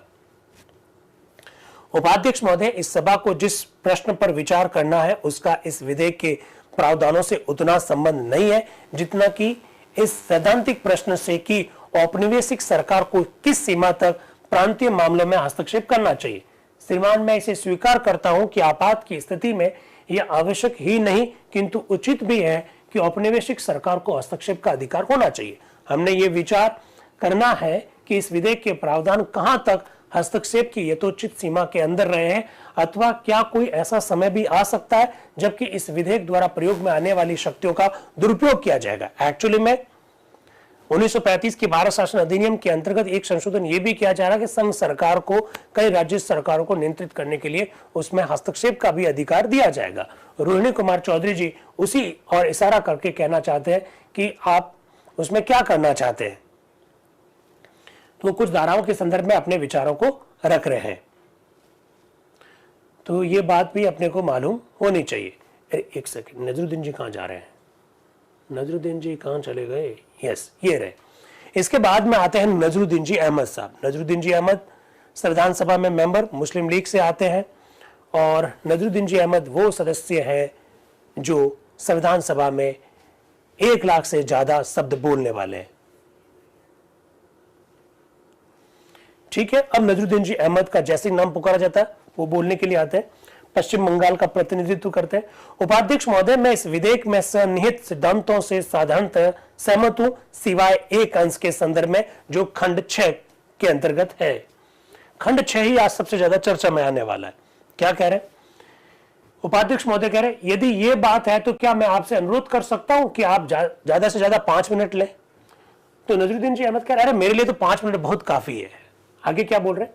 श्रीमान, इस खंड के संदर्भ में मुझे केवल उस प्रावधान से आपत्ति है जिसके अनुसार समाविष्ट होने वाले राज्यों को किसी गवर्नर के प्रांत का अंग बना लिया जाएगा अथवा चीफ कमिश्नर का प्रांत बना लिया जाएगा। श्रीमान, मैंने किसी राजनीतिक दृष्टि से नहीं बल्कि कानून की दृष्टि से यह बात उठाई है। ये ध्यान देने योग्य बात है कि इस विधेयक के माननीय प्रस्तावक महोदय ने जब इस विधेयक को उपस्थित किया था तो वो साधारण सरदार पटेल थे, किंतु मुझे यह देखकर प्रसन्नता हुई कि आज उन्होंने कानून के डॉक्टर की विद्वता का परिचय दे दिया। वे इस उपाधि के लिए हर प्रकार के योग्य है। मुझे विश्वास है कि जिन कानूनी बातों को मैं उनके सामने रखना चाह रहा हूं उन पर वे स्वयं विचार करेंगे। नजरुद्दीन जी अहमद साहब कह रहे हैं कि जब प्रस्तावक महोदय ने इस अधिनियम के बारे में जब रखना शुरू किया था तो उससे पहले वो साधारण सरदार पटेल थे, लेकिन जैसे ही उन्होंने उस अधिनियम के बारे में संशोधन रखा तो वो कानून विज्ञ हो गए, विधि विशेषज्ञ हो गए, ऐसा नजरुद्दीन जी कहते हैं। फिर वो कहते हैं कुछ राज्यों ने जो समाविष्ट हुए हैं उन्होंने ये अधिकार औपनिवेशिक सरकार को दिया है कि वह जिस प्रकार चाहे और जिस साधन से चाहे उनका प्रबंध अथवा प्रशासन करे। मेरा यह तर्क है और मैं इसे उचित अवसर पर विस्तृत रूप से उपस्थित करूंगा कि इन राज्यों के नरेशों की ओर से राज्यों का प्रशासन सौंपने की जो रियायत दिखाई गई है उसमें इन राज्यों को इस प्रकार प्रांतों में परिणित करना और प्रांतों का अंग बनाना शामिल नहीं है कि इनका अस्तित्व भी मिट जाए। संविधान द्वारा इस प्रकार की शक्ति प्रदान नहीं की गई। अब वो कह रहे कि राजा महाराजाओं ने जब अपना प्रशासन केंद्र सरकार को सौंपा था तो ये नहीं कहा था कि हमको राज्य बना दिया जाए और वहां पर शासन गवर्नर के हाथ में दे दिया जाए। इस प्रकार का कोई कॉन्ट्रैक्ट इनके साथ नहीं हुआ था। फिर ऐसा क्यों कर रहे हैं, ऐसा वो नजरुद्दीन जी कह रहे हैं। तो एम अनंत श्यामनम आयंगर साहब जो कि मद्रास के हैं और भारत की प्रथम लोकसभा के पहले उपाध्यक्ष भी बने, वो भी कुछ कह रहे हैं, जरा देखिएगा। वो कह रहे हैं केवल जैसे कि इस प्रकार का क्षेत्र अंग हो गया, इस प्रकार के शब्द लिखे हुए। तो नजरुद्दीन जी अहमद कह रहे हैं मैंने जैसे कि शब्दों की ओर ध्यान दिया है, किंतु फिर भी जैसा कि मैं बाद में निवेदन करूंगा ऐसी शक्तियां प्राप्त हो जाती है जो वैधानिक दृष्टि से न्याय संगत नहीं कही जा सकती। श्रीमान, जब अंग्रेज यहां से चले गए तो ये राज्य पूर्ण रूप से स्वतंत्र हो गए। इन राज्यों तथा भारत के समस्त समाविष्ट पत्र अथवा अनुपूरक समाविष्ट पत्र के आधार पर स्थापित किए जा सकते हैं। एक समाविष्ट पत्र पर हस्ताक्षर किए ही गए और बाद में एक नई संविदा की गई जिसके अनुसार इन राज्यों का प्रबंध भारत सरकार में हाथ में आ गया, ऐसा वो कहना चाह रहे हैं। श्रीमान, इस अवसर पर मैं इसकी विस्तृत व्याख्या करके मैं सभा का समय नहीं लेना चाहता हूं। थोड़े से शब्दों के साथ केवल विधेयक के उस अंश के अतिरिक्त जिसकी ओर मैंने संकेत किया, मैं विधेयक में सन्निहित सभी सिद्धांतों का समर्थन करता हूं। नजरुद्दीन जी अहमद साहब ऐसा कह रहे हैं। मौलाना हसरत मोहानी जी क्या कह रहे हैं? वो संयुक्त प्रांत से है मौलाना हसरत मोहानी जी। श्रीमान, मेरे माननीय मित्र सरदार पटेल भले ही उल्टे ढंग से काम करने का निश्चय कर चुके हो और आप उनका समर्थन करने का निश्चय कर चुके हो, किंतु मेरे विचार से इस सभा के लक्ष्य संबंधी प्रस्ताव को दृष्टि में रखते हुए इस विधेयक पर विचार विमर्श करने का अब कोई अवसर नहीं है। अरे हसरत मोहानी जी कुछ अलग बात कह रहे हैं। हसरत मोहानी जी कह रहे हैं कि हम 1935 के अधिनियम की चर्चा यहाँ क्यों कर रहे हैं? हमारा देश आजाद हो गया, जो लोग थे वो लोग अंग्रेज भारत छोड़कर चले गए, अब हमारा देश आजाद है, अभी भी हम औपनिवेशिक विरासत को क्यों ढो रहे हैं? हसरत मोहानी जी ये कह रहे हैं। क्या आपके विचार में अभी भी कहीं न कहीं इंग्लैंड द्वारा जिन राज्यों जिन देशों पर शासन किया गया था उन्होंने जो कॉमनवेल्थ बनाया, उस कॉमनवेल्थ की मानसिकता आपके मस्तिष्क में है क्या? जब हम आजाद हो गए तो अब हमें we should not discuss about the Indian government act 1935, ऐसा हसरत मोहानी जी कह रहे हैं। ये भी अपने को पता होना चाहिए। वो कह रहे हैं श्रीमान, मेरा निवेदन है कि सन 1935 का सारा भारत शासन अधिनियम भारत पर औपनिवेशिक प्रभुत्व के सिद्धांत पर आधारित है। उस अधिनियम का प्रत्येक शब्द उस सिद्धांत पर आधारित है। यदि हम अपने संकल्प को तथा लक्ष्य संबंधी प्रस्ताव में घोषित उद्देश्य को पूरा करना चाहे तो मेरे विचार से सन 1935 के भारत शासन अधिनियम जैसी दूषित चीज पर विचार विमर्श करने के लिए हमारे पास कोई अवसर नहीं है और ऐसा करने से हम केवल अपने समय को और अपनी शक्ति को नष्ट कर रहे हैं। इससे क्या लाभ होगा? निसंदेह यदि कोई गुप्त समझौता तो नहीं हो गया है। गणराज्य घोषित करने पर भी ब्रिटिश कॉमनवेल्थ में रहने का निश्चय तो नहीं कर लिया है। अब हसरत मोहानी जी थोड़े से नाराज दिखाई देते हैं। वो कह रहे हैं why we are discussing about the Indian government act 1935, now we are fully independent, then we should not discuss about it. आपने कोई गुप्त समझौता तो नहीं कर लिया कहीं? कहीं कॉमनवेल्थ का मेंबर बनने का निश्चय तो नहीं कर लिया है? जब हमारा देश आजाद है, हमको इस विषय पर चर्चा नहीं करनी चाहिए, ऐसा हजरत मोहानी जी अपनी बात को रखते हुए कह रहे हैं। और बिल्कुल साफ शब्दों में कह रहे हैं कि हमें किसी प्रकार से कॉमनवेल्थ का मेंबर नहीं बनना है। इसके बाद में वो कह रहे हैं कि मैं प्रार्थना करता हूं कि 1935 के भारत शासन अधिनियम जैसी दूषित चीज पर अपना समय और अपनी शक्ति को नष्ट ना करें। इसके बाद में टीटी कृष्णमाचारी जी संविधान सभा के एक मेंबर, बाद में इन्हें प्रारूप समिति का सदस्य बनने का भी अवसर मिला। ये संविधान सभा के उपाध्यक्ष नहीं है। संविधान सभा के उपाध्यक्ष जो है उनका नाम है वीटी कृष्णमाचारी, और वो वीटी कृष्णमाचारी जी राजस्थान से हैं, जयपुर से हैं। संविधान सभा में 2 उपाध्यक्षों में से वो वीटी कृष्णमाचारी है। मैं बात कर रहा हूं टीटी कृष्णमाचारी जी, ये भी थोड़ा सा ध्यान रखिएगा। कृष्णमाचारी जी कह रहे हैं अब मेरा प्रस्ताव है कि अब इसके ऊपर वोटिंग करवा दो। तो उपाध्यक्ष कह रहे हैं मेरे विचार से हमने काफी समय तक सामान्य वाद विवाद कर लिया है। कुल मिलाकर 7 माननीय सदस्यों ने जो भारत के विभिन्न भागों से आए हैं और राज्यों से आए हैं, क्योंकि मेरे विचार से उनका इस विधेयक से बहुत संबंध है, वाद विवाद कर लिया। अब मैं प्रस्ताव करता हूं कि इसके ऊपर वोटिंग करवा ली जाए। सरदार पटेल साहब कुछ कहना चाहते हो क्या? तो सरदार वल्लभ भाई पटेल साहब क्या कह रहे हैं जरा सुनिएगा। श्रीमान, इस प्रस्ताव के संदर्भ में एक तो आज चर्चा लंबी नहीं होने वाली है, क्योंकि 1935 की अधिनियम के ही संशोधन के संदर्भ में ज्यादा लंबी चीज नहीं चलने वाली है। तो लिंक अभी 8:30 बजे तक आपको शेयर कर दिया जाएगा, ये भी थोड़ा ध्यान रखना, क्योंकि जो लिंक फीडबैक वाला जो लिंक मिलेगा उसी से हमारे जो मित्र जिनको बहुत ज्यादा सर्दी लग रही है, रजाई ओढ़कर बैठे हैं, उनको एकदम थोड़ी उस लिंक की वजह से उस फीडबैक भरते ही उनमें थोड़ा सा उत्साह आ जाएगा, ऐसा मुझे लग रहा है। खैर चलिए, सरदार वल्लभ भाई पटेल साहब का उद्बोधन तो देखना पड़ेगा। श्रीमान, इस प्रस्ताव के संदर्भ में कुछ वक्ताओं ने भाषण दिए, किंतु उन्होंने अपने को केवल उन प्रावधानों तक सीमित रखा जो राज्यों के संदर्भ में, अन्य विषयों के बारे में विचार विमर्श हुआ ही नहीं है। और मुझे विश्वास है कि उनके संदर्भ में जो खंड उन्हें स्वीकार करने में बहुत कम समय लगेगा, ऐसा वो कह रहे हैं। श्रीमान, जहां तक खंड 6 का संदर्भ है जिसका प्रभाव राज्यों पर पड़ता है, मुझे इन भाषणों की ध्वनि से ज्ञात हुआ है कि वक्ता महोदय ने इस विधेयक में सन्निहित सिद्धांत का बहुत कुछ पूर्ण रूप से ही समर्थन किया है। कुछ आलोचनाएं मेरे विचार से इस अर्थ में अप्रासंगिक थी कि उनमें से कुछ उस तरीके पर ही आपत्ति की गई जो राज्यों को संघ में समाविष्ट करने के लिए अपनाया गया था। कुछ में उस शासन के परिवर्तन पर आपत्ति की गई जिससे कि समाविष्ट क्षेत्रों पर अच्छा प्रभाव नहीं पड़ता था। उदाहरण के तौर पर उड़ीसा के एक माननीय सदस्य ने जो सबसे पहले बोले, प्रस्ताव का समर्थन करते हुए कुछ ऐसे परिवर्तनों के संदर्भ में शिकायत की थी जो वहां राज्य के संघ में समाविष्ट होने के कारण हो गए। उन्होंने ये बताया कि वहां के नरेश के शासनकाल में कुछ सुविधाएं प्राप्त थी जो अब नहीं है। तो सरदार वल्लभ भाई पटेल साहब कह रहे, बड़ा प्राप्त करने के लिए कुछ तो त्याग करना पड़ेगा। सरदार वल्लभ भाई पटेल साहब ये कह रहे हैं कि उड़ीसा के जो हमारे साथी कौन, युधिष्ठिर मिश्र जी ने कुछ बातें कही, हालांकि वो संशोधन का समर्थन करते हैं, लेकिन कुछ बातें कही और वो कह रहे हैं कि साहब पहले का शासन अच्छा था, अभी जो शासन हुआ है उसमें कुछ गड़बड़ियां हुई है। तो कह रहे हैं कि ट्रांजिशनल पीरियड है, थोड़ा बहुत गड़बड़ियां होगी, त्याग तो करना पड़ेगा क्योंकि उद्देश्य काफी बड़ा है, ऐसा सरदार वल्लभ भाई पटेल साहब कह रहे हैं। इसके बाद में वो भोपाल हमारे जो मत्स्य संघ के जो भाई थे, संविधान सभा के मेंबर रामचंद्र उपाध्याय जी, उन्होंने जो बात करी उसके बारे में वो सरदार वल्लभ भाई पटेल साहब बोलने जा रहे हैं। वो कह रहे हैं कि एक सदस्य ने भोपाल के बारे में बात की, तभी विश्वनाथ दास आगे जो कि उड़ीसा के हैं, वो कह रहे हैं मैं कोई औचित्य प्रश्न करने के लिए नहीं उठाऊं, क्या मैं माननीय राज्य मंत्री यानी गृह मंत्री महोदय से ये सूचना प्राप्त कर सकता हूं कि क्या ये ठीक है कि इस राज्य से जो आय प्राप्त होती थी उसके अतिरिक्त उड़ीसा की सरकार ने अपने इसी वर्ष के आय व्यय में इस राज्य के लिए 50 लाख रुपए अलग रखे, क्या ये मैं जान सकता हूं कि ये सूचना ठीक है? उड़ीसा के संदर्भ में पर्टिकुलर प्रश्न है। तो पटेल साहब क्या कहते हैं, इससे मेरे इस कथन का ही समर्थन होता है कि थोड़ा त्याग भले ही करना पड़े किंतु उससे हित अधिक होगा, ऐसा पटेल साहब कह रहे हैं। फिर वो कह रहे हैं, अब मैं आता हूं भोपाल के बारे में।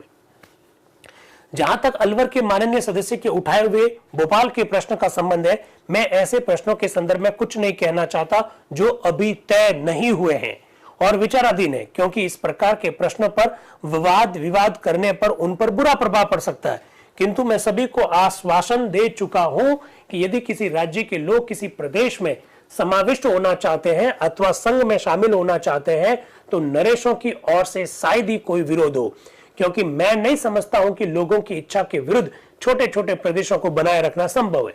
इसलिए यदि भोपाल के लोग किसी निकटवर्ती प्रदेश में मिलना चाहते हैं तो मुझे इस संदर्भ में कुछ भी संदेह नहीं है कि नरेश अथवा भोपाल के नवाब उनके मार्ग में बाधक सिद्ध नहीं होंगे, क्योंकि इस युग में कोई भी नरेश अपने लोगों की इच्छा की उपेक्षा करके सुखी नहीं रह सकता, सरदार वल्लभ भाई पटेल साहब कह रहे हैं।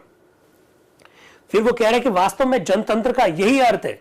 जब हम सारे भारत में लोकतंत्रात्मक शासन स्थापित करने जा रहे हैं तो नरेश और उनकी प्रजा में इतना घोर संघर्ष होने पर छोटे छोटे प्रदेश बने रहना संभव नहीं है। दोष नरेश का नहीं है बल्कि लोगों का ही है।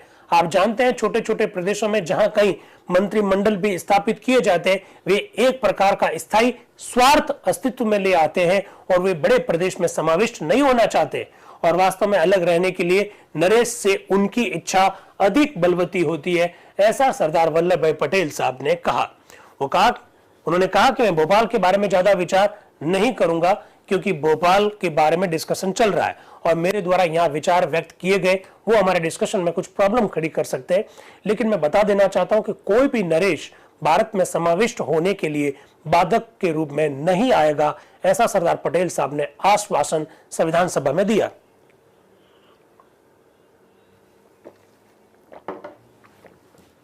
अब आते हैं कोल्हापुर के बारे में जो खांडेकर साहब ने कहा। कोल्हापुर के माननीय सदस्य ने कोल्हापुर के शासन के संदर्भ में कई विवादास्पद प्रश्न उठाए। मेरे विचार से इस समय वहां के प्रतिदिन के शासन तथा शासन कार्य की घटनाओं पर विचार करने में कोई बुद्धिमत्ता नहीं है। संभवतः सभा को यह विदित है कि भारत सरकार ने इस राज्य के शासन की जांच करने के लिए एक समिति नियुक्त की थी, जिसके सभापति बंबई के हाईकोर्ट के एक न्यायाधीश थे। न्यायाधीश कोया जी का प्रतिवेदन प्रकाशित हो चुका है। राज्य से आए हुए उन माननीय सदस्यों से जिनकी इस मामले में दिलचस्पी है, मेरी एक प्रार्थना है कि वे इस प्रतिवेदन को पढ़ें। उस प्रतिवेदन में बड़ी खेदजनक स्थिति का वर्णन है। वो कह रहा है कि गांधी जी की हत्या का दुखद घटना के उपरांत वहां पर जिस तरह की समस्या हुई उसकी ओर संकेत करना चाहते हैं सरदार वल्लभ भाई पटेल साहब, और कोल्हापुर में जो कुछ हुआ उस पर भी चर्चा कर रहे हैं सरदार पटेल साहब। इसके बाद में आते हैं नजरुद्दीन जी अहमद साहब के उद्बोधन पर। हमारे मित्र नजरुद्दीन अहमद को यह भय है कि शासन तंत्र अथवा राज सत्ता विनिष्ट हो जाएगी। मैं नहीं कह सकता कि उन्होंने कानूनी दृष्टि से यह आपत्ति की है अथवा अपनी चित्त की विकलता के कारण, किंतु मैं ये कहूंगा कि जो राज्य समाविष्ट हो गए हैं उनके नरेशों तथा लोगों ने स्वेच्छा से ही अपने शासन अधिकार सौंप दिए। निजी पूंजी तथा प्रतिष्ठा और स्थिति के संदर्भ में कुछ अधिकारों के अतिरिक्त जो उन्हें प्रदान किए गए अन्य सभी अधिकार हमें समर्पित कर दिए हैं और उनके संदर्भ में कानून विरोधी कोई बात नहीं है। यदि वे ये कहते हैं कि लोगों से परामर्श नहीं लिया गया तो मैं उनसे पूछता हूं कि क्या वे एक स्थान भी ऐसा बता सकते हैं जहां यह परामर्श नहीं लिया गया। नजरुद्दीन जी अहमद साहब कह रहे हैं कि रियासतों का विलय भारत में किया जा रहा है, राजा महाराजाओं के साथ विचार विमर्श किया जा रहा है और हमें तो कोई पूछा ही नहीं जा रहा, जनता को कोई पूछा ही नहीं जा रहा। तो नजरुद्दीन जी अहमद साहब को मुखातिब होते हुए सरदार पटेल साहब कह रहे हैं, क्या मुझे आप कोई ऐसी जगह बताएंगे जहां हमने जनता के साथ किसी प्रकार का कोई डिस्कशन नहीं किया, ऐसा वो पूछ रहे हैं। इसके बाद में आते हैं रोहिणी कुमार चौधरी जी के उद्बोधन पर। हमारे मित्र श्री रोहिणी कुमार चौधरी ने संशोधन का विश्लेषण करते हुए सारे विधेयक को ही जीरो करार कर दिया था। मैं नहीं समझता कि इस संदर्भ में मुझे कुछ कहने की आवश्यकता है, किंतु उन्होंने एक ही प्रश्न अर्थात औद्योगिक विधेयक की ओर संकेत किया और वे इसका समर्थन करते हैं, इसलिए इस संदर्भ में मुझे कोई उत्तर देने की आवश्यकता नहीं है। अब आते हैं हजरत मोहानी जी के ऊपर। सरदार वल्लभ भाई पटेल हजरत मोहानी जी के बारे में क्या कह रहे हैं जरा देखिएगा। बड़ी जबरदस्त बातें आपको देखने को मिलने वाली। मैं नहीं जानता कि मिस्टर मौलाना हजरत मोहानी के संदर्भ में मैं कुछ कह सकता हूं कि नहीं। अब वे ये देखते हैं कि यह सभा उनका समर्थन नहीं करती और उनकी मांग के अनुसार अपनी सर्वसत्ता का प्रयोग भी नहीं करती, इसलिए उनके लिए इस सभा में बैठना अपने अंतःकरण का विरोध करना ही होगा। जो कार्यवाही उनके सिद्धांतों के अनुसार नहीं होती, उसमें भाग ना लेना ही उनके लिए श्रेयस्कर है। सरदार पटेल साहब ने हजरत मोहानी जी को कह दिया कि जब आपके अच्छा अनुसार नहीं हो रहा है तो आप अपने अंतःकरण के खिलाफ में जाकर संविधान सभा में क्यों बैठते हो? आपके लिए अच्छा होगा कि आप यहां से चले जाइए। तो हजरत मोहानी जी क्या कह रहे हैं? मैं आपको मनमानी नहीं करने दूंगा, इसलिए मैं यहां उपस्थित हूं। तो सरदार पटेल साहब वापस क्या कह रहे हैं? मुझे बस इतना ही कहना है, मुझे इसकी प्रसन्नता है कि सभा ने आमतौर से इस विधेयक का समर्थन ही किया है। अब हम संशोधन पर विचार विमर्श कर सकते हैं और इसके बाद में वोटिंग होगी। प्रस्ताव यह है कि भारत शासन अधिनियम के संशोधन विधेयक पर तुरंत विचार विमर्श किया जाए। प्रस्ताव स्वीकार कर लिया गया। उपाध्यक्ष महोदय कह रहे हैं अब एक एक करके संशोधन पर वोटिंग करवाते हैं। पहला टीटी कृष्णमाचारी जी का। टीटी कृष्णमाचारी जी उसमें कुछ इंटरप्रिटेशन के शब्द लेके आना चाह रहे हैं। दूसरा संशोधन मिस्टर नजरुद्दीन जी अहमद साहब के नाम है। वो कह रहे हैं कि मूल प्रस्ताव में परिवर्तन हो गया है, मैं उस प्रस्ताव पर संशोधन उपस्थित करना चाहता हूं जो कि श्री टीटी कृष्णमाचारी ने सभा के सामने रखा। वो भी कुछ शब्दों का हेरफेर चाहते हैं इसके अंतर्गत और अपना संशोधन रख रहे हैं नजरुद्दीन जी अहमद साहब। इसके बाद में बीजी खैर साहब आते हैं। वो बीजी खैर साहब जानते हैं ना, ये बंबई के प्रधानमंत्री थे उस समय, बंबई के प्रधानमंत्री, क्योंकि उस समय प्रधानमंत्री हुआ करते थे। वो कह रहे श्रीमान माननीय प्रस्तावक ने अपने संशोधन में कोई कारण नहीं बताया है, बल्कि केवल ये कहा है कि निर्वाचन अधिनियम किस प्रकार प्रयोग में आएगा। तो वो भी उसमें कुछ चेंजेस के बारे में कह रहे हैं। फिर उसमें कुछ करेक्शन जो किया जाता है उसको संविधान सभा स्वीकार कर लेती है, इसकी भी जानकारी है। उपाध्यक्ष महोदय ने कहा कि चूंकि सभा पहले संशोधन को स्वीकार कर चुकी है, इसलिए इसका अर्थ यह है कि दूसरा संशोधन जो मिस्टर नजरुद्दीन जी के नाम से है वो भी संविधान सभा वोटिंग करवा लेते हैं और उसको भी संविधान सभा ने स्वीकार कर लिया और इस प्रकार से अंग बन गया। अब आए हैं माननीय डॉक्टर श्यामा प्रसाद मुखर्जी साहब। श्यामा प्रसाद मुखर्जी पश्चिमी बंगाल से हैं। वो क्या कह रहे हैं? आपकी अनुमति से मैं ये प्रस्ताव रखता हूं। वो कुछ संशोधन रख रहे हैं और उसके बाद में उनका उद्बोधन भी अभी देखने को मिलेगा। वो कह रहे हैं कि श्रीमान जब खंड 2 मसौदे में प्रविष्ट किया गया था तो उस समय सरकार का यह विचार था कि पूरी समवर्ती सूची के संदर्भ में कार्यपालिका संबंधी जो पावर्स है उस पर पावर जो है केंद्र सरकार को होना चाहिए। इस समय जहां तक समवर्ती सूची का संदर्भ है, औपनिवेशिक विधानमंडल ऐसे कानून बना सकता है जो प्रांतों के बनाए हुए कानूनों का शून्य कर दे, किंतु जहां तक एग्जीक्यूटिव पावर्स का संबंध है उससे केवल प्रांतीय सरकारें प्रयोग में ला सकती है। आप जानते हैं श्यामा प्रसाद मुखर्जी भी संविधान सभा के न केवल एक बड़े एक्टिव मेंबर थे, बल्कि पंडित नेहरू जी की जो सरकार थी उसमें श्यामा प्रसाद जी एक मंत्री के रूप में भी थे, उद्योग मंत्री के रूप में भी थे। आपको ये मालूम होना चाहिए। इसके बाद में वोटिंग करवाई जाती है। सबसे पहले नजरुद्दीन जी अहमद साहब का एक संशोधन है। तो नजरुद्दीन जी अहमद कह रहे हैं मैं तो मेरा संशोधन रखना ही नहीं चाह रहा हूं, मैं उपस्थिति नहीं कर रहा हूं। फिर टीटी कृष्णमाचारी जी जो अभी मेरे मित्र कह रहे हैं प्रारूप समिति वाले, हाँ प्रारूप समिति वाले ही, उन्हीं की बात कर रहा हूं। वही टीटी कृष्णमाचारी जी एक संशोधन उपस्थित कर रहे हैं। वो शाब्दिक संशोधन है एक्चुअली में, ये आप देख सकते हैं। इस प्रकार से ये कुल मिलाकर आगे बढ़ रहा है। आज इनको फीडबैक लिंक शेयर कर दिया जाए। टेक्निकल टीम फीडबैक लिंक इनको शेयर करो, क्योंकि आज की चर्चा में मसौदा संविधान पे चर्चा कम है। भारत शासन अधिनियम 1935 में कुछ संशोधन किए जाने वाले हैं, उसके संदर्भ में ये चर्चा है। इसलिए आज चर्चा 9 बजे तक ही चलने वाली है। तो मैं तो आपसे टेक्निकल टीम से निवेदन करूंगा कि वो फीडबैक जो लिंक है वो आपको शेयर कर दें। इसके बाद में हरदेनाथ कुंजरू जी आते हैं। वो क्या कह रहे हैं?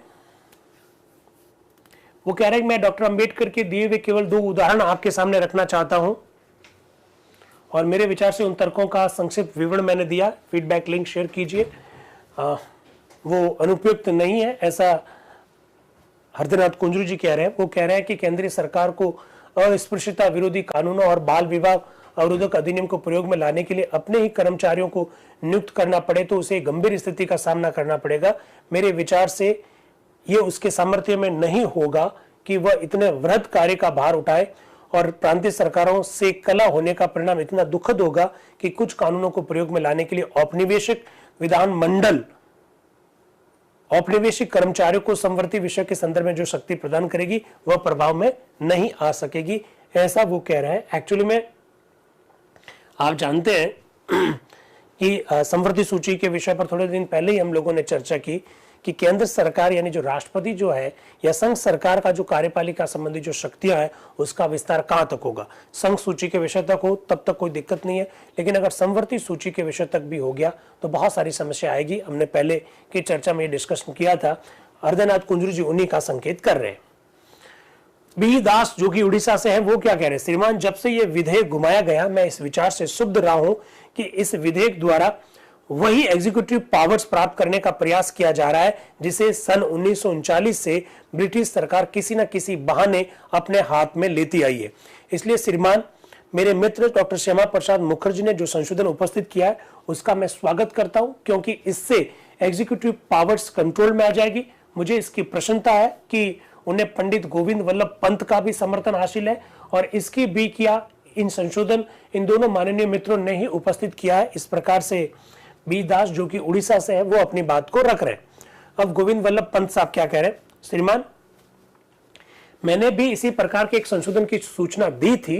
वास्तव में श्यामा प्रसाद मुखर्जी ने थोड़ी देर पहले जो संशोधन उपस्थित किया था उसके साथ मेरा भी नाम जुड़ा हुआ था।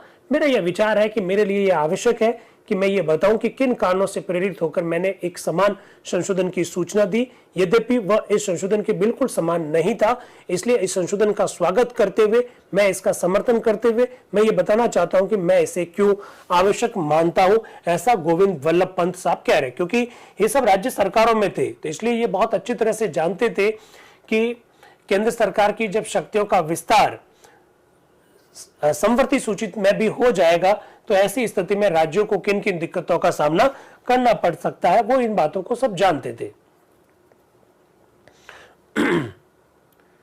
इसके बाद में उपाध्यक्ष महोदय सरदार पटेल से आग्रह करते हैं कि क्या अब आप कुछ कहना चाहते हो क्या।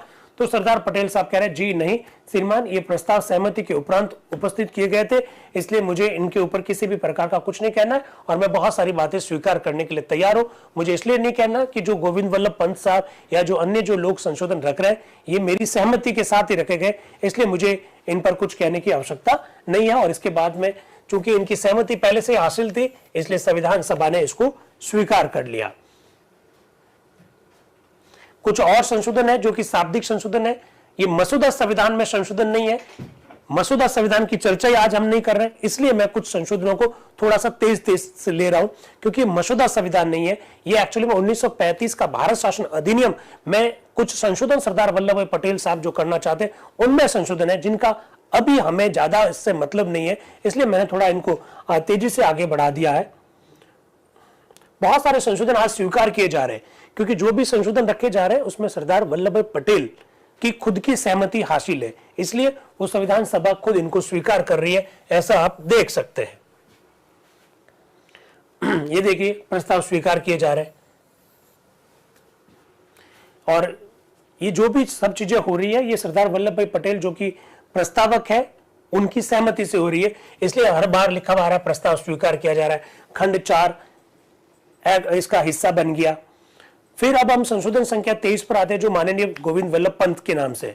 तो वो कह रहा है कि श्रीमान मैं संशोधन को उपस्थित कर रहा हूं और अधिक समय नहीं लूंगा, मेरा ये प्रस्ताव ये है। फिर गोविंद वल्लभ पंत साहब का संशोधन रखा जाता है और जैसा कि अभी थोड़ी देर पहले कहा गया कि सरदार वल्लभ भाई पटेल ने कहा कि मेरी सहमति से ही है, इसलिए ना तो मुझे इस विचार रखने की आवश्यकता है और मैं इन सब चीजों से सहमत भी हूं। चूंकि गोविंद वल्लभ पंत साहब ने जो संशोधन रखा उसी का जैसा संशोधन पहले आ चुका था, तो गोविंद वल्लभ पंत साहब ने कहा कि मैं इस संशोधन को क्या कर देता हूं, वापस ले लेता हूं। मेरी एक बहन कह रही है कि तभी सर आज प्रोफेसर केटी शाह और डॉक्टर अंबेडकर जी नहीं बोले। बिल्कुल, आज मसौदा संविधान पे चर्चा नहीं हो रही है, आज भारत शासन अधिनियम 1935 के संदर्भ में चर्चा हो रही है और वो सरदार वल्लभ भाई पटेल साहब ने रखे। तो प्रस्ताव सरदार पटेल साहब ने रखे, संशोधन संविधान सभा के अन्य सदस्यों ने रखे। संशोधन को मानना या नहीं मानना सभा को तय करना है, लेकिन सरदार वल्लभ भाई पटेल साहब उसके बारे में उद्बोधन देंगे। लेकिन सरदार पटेल साहब खुद ये कह रहे हैं कि जो भी संशोधन इसके ऊपर आ रहे हैं वो सब मुझसे पूछकर या मेरी सहमति से रखे गए, इसलिए इसको स्वीकार करने में कोई हर्ज नहीं। रही बात जो मेरी बहन आशा ने पूछा कि केटी साहब और अंबेडकर आज इसी वजह से नहीं बोले, इसका बहुत बड़ा कारण यही है क्योंकि आज चर्चा मसौदे संविधान पे नहीं हो रही है। आज चर्चा 1935 के भारत शासन अधिनियम में कुछ संशोधन भारत की परिस्थितियों के अनुकूल करने के संदर्भ में चर्चा हो रही है। अब खंड 5 पर चर्चा की गई।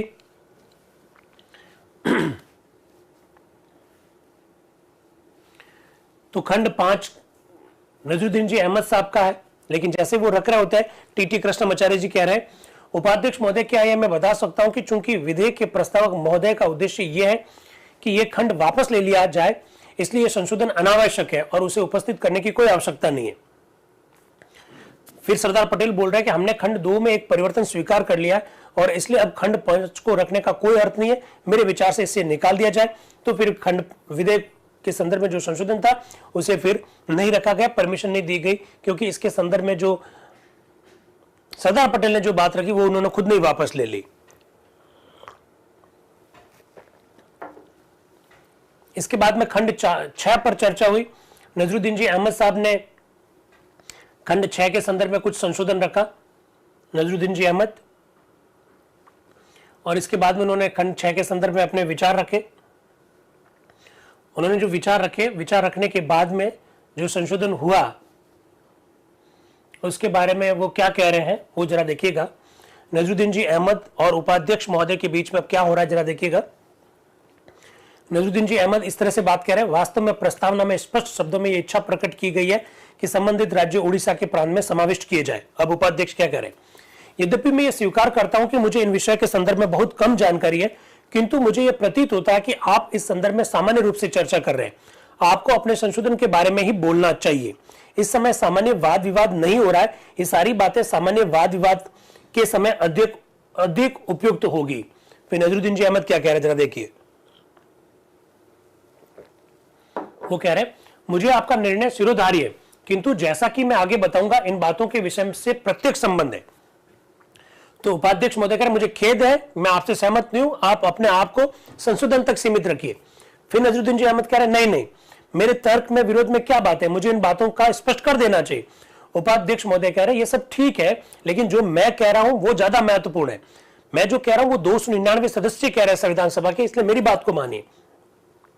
तो नजरुद्दीन जी अहमद कह रहा है कि इसमें कोई संदेह नहीं है, मैं इस बात को मानता हूं, लेकिन मुझे भी एक मेंबर के रूप में बोलने का अधिकार है। तो उपाध्यक्ष महोदय कह रहे हैं आपको तर्क वितर्क नहीं करना चाहिए, बल्कि मेरे सुझाव के अनुसार चलना चाहिए। तो नजरुद्दीन जी अहमद कह रहे हैं मेरा क्या आपका क्या सुझाव है जरा बताओ। तो उपाध्यक्ष महोदय कह रहे हैं कि आप मेरा सुझाव यह है कि आप अपने संशोधन तक ही सीमित रखें, दूसरी चर्चा ना करें। तो नजरुद्दीन जी फिर कह रहे हैं श्रीमान मेरा यह निवेदन है कि मैं अपने संशोधन पर ही बोल रहा था। उपाध्यक्ष महोदय कह रहे हैं तब आप उस पर सीधे सीधे बोले, गोलमोल ढंग से ना बोले। तो फिर नजरुद्दीन जी अहमद साहब कह रहे हैं मैं गोलमोल ढंग से नहीं बोल रहा था। तो उपाध्यक्ष महोदय कह रहे हैं आप मुझे लग रहा है बहुत ज्यादा तर्क वितर्क कर रहे हैं और इस संदर्भ में मेरा यह अंतिम बार कहना है। तो नजरुद्दीन जी अहमद ने कहा ठीक है, निसंदेह श्रीमान कठिनाई यह है कि यह विषय बहुत पेचीदा है, मेरा यह निवेदन है कि समाविष्ट की इच्छा का प्रदर्शन, इस प्रकार से वो अपनी बात को कह रहे हैं। थोड़ी सी उपाध्यक्ष महोदय थोड़े से नाराज हुए, ये देखा जा सकता है। इस प्रकार की बातें संविधान सभा में हुई, 1935 के अधिनियम के संदर्भ में भी हुई। कई सारे संशोधनों को स्वीकार किया गया, कई सारे संशोधनों को अस्वीकार किया गया। गोपी कृष्ण विजयवर्गीय ये मध्य प्रांत से संविधान सभा, मध्य भारत से संविधान सभा के मेंबर है, ये भी अपने एक विचार रखेंगे। इसके बाद में रतनलाल मालवीय, ये भी मध्य प्रांत और बराड़ से, ये भी अपने विचार रखेंगे इसके बारे में। तो कुछ लोगों ने विचार रखे। इसके बाद में अंत में सरदार वल्लभ भाई पटेल साहब से कहा कि भाई उपाध्यक्ष महोदय ने कहा अब आप आखिर में कुछ कहना चाहते हो क्या। तो सरदार वल्लभ भाई पटेल ने कहा मुझे कुछ नहीं कहना है। तो उपाध्यक्ष महोदय कहते ठीक है, फिर एक एक करके हम संशोधनों पर वोटिंग करवा लेते हैं। इसके बाद में वोटिंग करवाई गई, कुछ संशोधन स्वीकार होंगे, कुछ संशोधन अस्वीकार कर लिए जाएंगे। जैसे अस्वीकार हुआ, ये संशोधन गिर गया, लेकिन ये संशोधन स्वीकार किया गया। ऐसा एक्चुअली में ऐसा है कि जो संशोधन सरदार वल्लभ भाई पटेल से डिस्कशन करके सहमति व्यक्त करके रखे गए, उन संशोधनों को स्वीकार कर लिया गया। सरदार वल्लभ भाई पटेल साहब खुद उन संशोधनों के साथ सहमत थे, इसलिए संविधान सभा को कोई दिक्कत नहीं आई। ये बात भी अपने को मालूम होनी चाहिए। तो आज पूरा डिस्कशन जो है 1935 के अधिनियम तक सीमित है। ये मैंने बार बार आपको कहा, 1935 के अधिनियम को और ज्यादा अनुकूल बनाया जा रहा है। नई जो परिस्थितियां देश में हो गई उसके अनुकूल बनाया गया और वो आज ही बनाया गया। तो ये इस तरह से मैंने आपके सामने बात रखी। इसके बाद में अंत में सरदार वल्लभ भाई पटेल साहब ने कहा कि अब सारे संशोधनों के बारे में चर्चा हो गई, वोटिंग करवा ली, जिसको स्वीकार करना था स्वीकार कर लिया, जिसको अस्वीकार करना था संविधान सभा ने अस्वीकार कर लिया। अब जो मैंने रखा है उसको भाग बना लिया जाए, इसको स्वीकार कर लिया जाए। तो संविधान सभा ने इसको भी स्वीकार कर लिया। इसके बाद में उपाध्यक्ष महोदय ने कहा अब सभा कल 10 बजे के लिए स्थगित रहेगी। इसके पश्चात सभा बृहस्पतिवार 6 जनवरी 1949 के प्रातः 10 बजे के लिए स्थगित हो गई। यानी आज की जो भी चर्चा है वो सारी चर्चा 1935 का अधिनियम पर है। आप प्रश्न पूछ सकते हैं ये 1935 का अधिनियम आया कहां से? तो मैं चाहता हूं, मैंने जो शुरुआत में कहा कि भारतीय स्वतंत्रता अधिनियम 1947 में यह लिखा हुआ था कि जब तक दोनों मतलब भारत और पाकिस्तान, जब तक दोनों देशों की संविधान सभा अपना नया संविधान बनाकर लागू नहीं कर देती है तब तक 1935 के अधिनियम द्वारा दोनों देशों की शासन व्यवस्था को संचालित किया जाएगा। ये भारतीय स्वतंत्रता अधिनियम 1947 में लिखा हुआ था और उसके बाद में 1935 के शासन अधिनियम द्वारा भारत में शासन किया जा रहा था। लेकिन जैसे जैसे हम आगे बढ़े 15 अगस्त 1947 से 5 जनवरी 1949 तक आया, 1.5 साल की जब यात्रा हुई, तो हमको 1935 के अधिनियम में कई संशोधन करने की आवश्यकता महसूस हुई, क्योंकि रियासतों का विलय हो रहा था, कई सारे समझौते हो रहे थे, उनको लागू भी करना था। तो ऐसी परिस्थितियों में 1935 के अधिनियम में संशोधन करने थे। आज सरदार वल्लभ भाई पटेल ने उसी में संशोधन करने के लिए कुछ प्रस्ताव रखे, सभा के सदस्यों के विचार जाने, कुछ स्वीकार कुछ अस्वीकार हुए। तो आज 5 जनवरी 2024 को वो हुआ जो 5 जनवरी 1949 को संविधान सभा में हुआ। 6 तारीख, 7 तारीख और 8 तारीख 3 दिन और बचे हैं। इसके बाद में संविधान सभा का 7वां सत्र समाप्त हो जाएगा। हमारी कोशिश रहेगी कि 6, 7 और 8 जनवरी 1949 को जो कुछ हुआ आगे आने वाले 3 दिनों में हम आपके सामने प्रस्तुत करें। संविधान निर्माण की यह प्रक्रिया जाननी बहुत जरूरी है। इससे भारत के संविधान के संदर्भ में मैंने जैसा कहा कुछ भ्रांतियां अगर आ गई है समय के साथ, उसको दूर करने में मदद मिलेगी। हमारा जयनारायण व्यास विश्वविद्यालय जोधपुर इस प्रकार का नवाचार कर रहा है। हमारा जयनारायण व्यास विश्वविद्यालय जोधपुर पूरे भारत का ऐसा पहला शिक्षण संस्थान है जिसके मंच से इस प्रकार के प्रयास किए जा रहे हैं। संविधान सभा की हूबहू चर्चा करने का ये एक विरला प्रयास है और उसमें आप जूम वालों और यूट्यूब वालों की बड़ी जबरदस्त भूमिका थी, भूमिका है, भूमिका रहेगी। एक मेरे मित्र, क्या संविधान सभा के हर दिन के अध्यक्ष राजेंद्र प्रसाद थे? आज अध्यक्ष थे क्या राजेंद्र प्रसाद? क्या कर रहे हो ऐसा? इन सभी महापुरुषों से काफी सीखने को मिलता है। बिल्कुल हाँ, इनका संघर्ष हमको मालूम पड़ता है।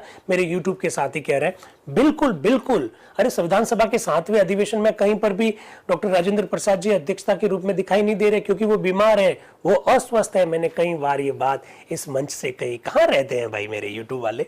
ऐसे घूमना नहीं, एकदम कॉन्सेंट्रेट होकर सब चीजों को देखे, बड़ा आनंद आएगा। तो 3 दिन और बचे हैं। 36 में से 33 दिन की यात्रा हमने पूरी कर ली है। तो बहुत बहुत धन्यवाद आपका।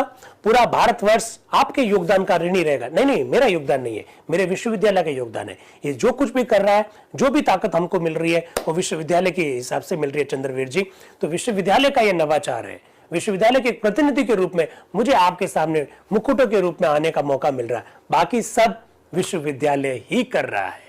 Thank you very much and wish you all the best. कल मिलते हैं। Thank you.